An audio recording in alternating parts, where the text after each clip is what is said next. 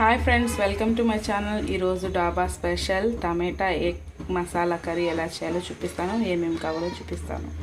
Tomato egg masala కర్రీకి సన్నగా తరిగిన టమాటాలు, కోడిగుడ్లు, కొత్తిమీర, సన్నగా తరిగిన ఉల్లిపాయలు.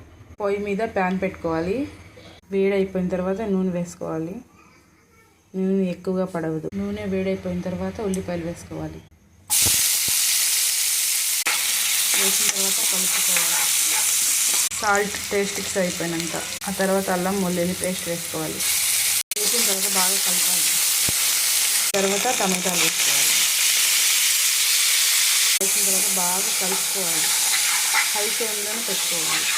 టమాటా బాగా కుక్ అయిపోవాలి. టమాటాలు ఇలా అయితే కుక్ అవ్వాలి. టేస్ట్కి సరిపోయినంత ధనియాల పొడి, అది కూడా టేస్ట్కి సరిపోయినంత.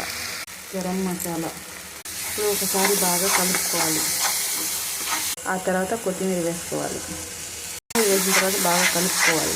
నీళ్లు వేసుకోవాలి. నీళ్లు ఎక్కువగా వేయకూడదు, చూసుకొని వేసుకోవాలి. నీళ్లు వేసిన తర్వాత ఒకసారి కలుపుకొని సిమ్లో పెట్టుకోవాలి కొంచెం సేపు. ఇలా కుక్ అయిపోయిన తర్వాత కోడిగుడ్లు వేసుకోవాలి. పగలగొట్టిన కోడిగుడ్లు సిమ్లో పెట్టుకొని వేసుకోవాలి.